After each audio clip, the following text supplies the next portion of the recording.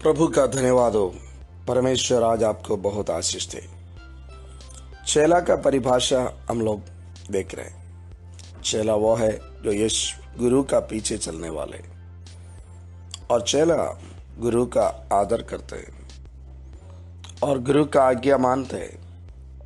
और आज एक और बात जो चेला में अवश्य होने वाली गुण है,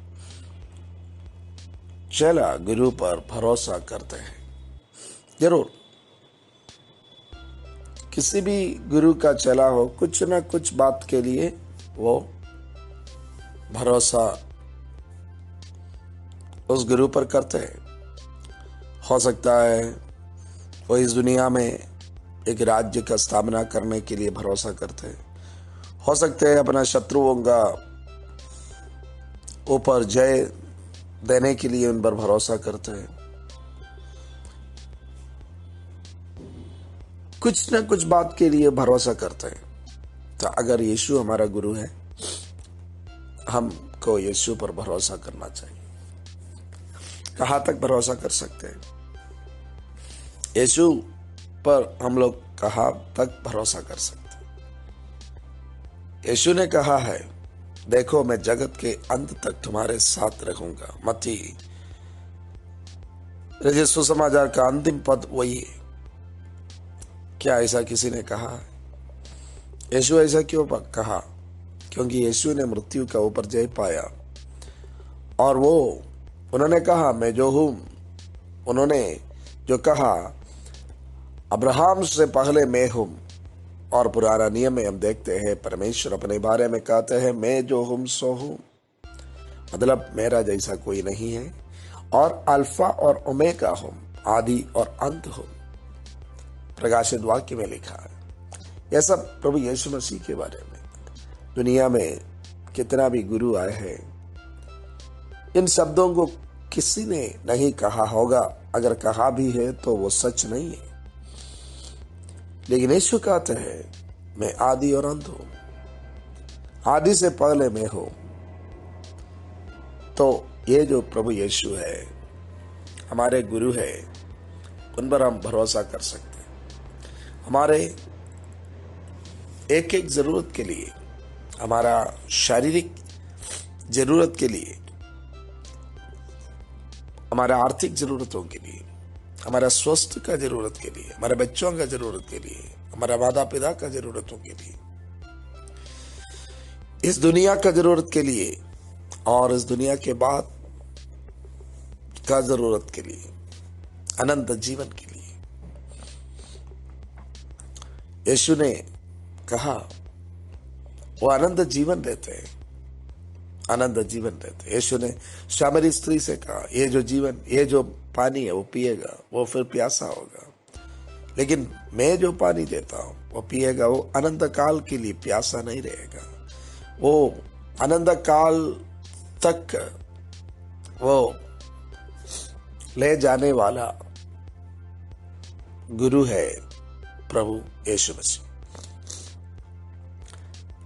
इस बात को समझते हुए पतरस, यीशु का चेला, यीशु से कहा तुमको छोड़कर हम कहां जाएंगे? अनंत जीवन की बातें केवल तुम्हारे ही पास है।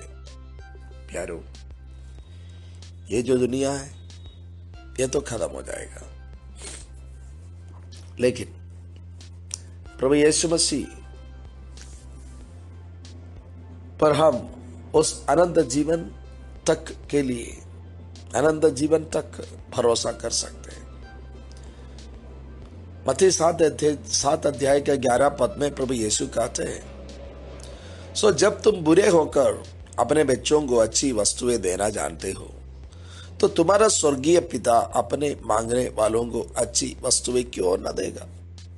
जी हाँ, हम सच में उतने अच्छे तो नहीं है। आपने नहीं किया होगा, हमने नहीं किया होगा, लेकिन एक एक दिन का अखबार पढ़िए तो वहां पे हम देखते हैं धोखा की बातें, मारपीट, झगड़ा, लड़ाई, खुद का भाई को मार डाले हुए लोग, खुद का पति को और किसी से मिलकर मार डाला हुआ पत्नी, खुद का पत्नी को जिंदा जलाया हुआ पति, जी हाँ, बच्चा को मार डालने वाला बाप, छोटे बच्चों के साथ गलत करने वाले लोग, हम देखते हैं हम उतने अच्छे नहीं हैं, लेकिन प्रभु कहते हैं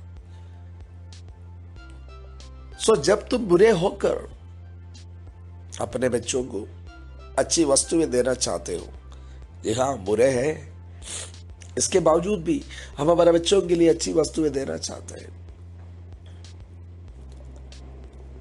हमसे अधिक हम जो खाते हैं उससे अच्छा खाना, हमारा भूख से बढ़कर हम हमारा बेटा का बेटी का भूख के बारे में ध्यान देते हैं। अगर ऐसा है तो तुम्हारा स्वर्गीय पिता अपने मांगने वालों को अच्छी वस्तुएं क्यों ना देगा।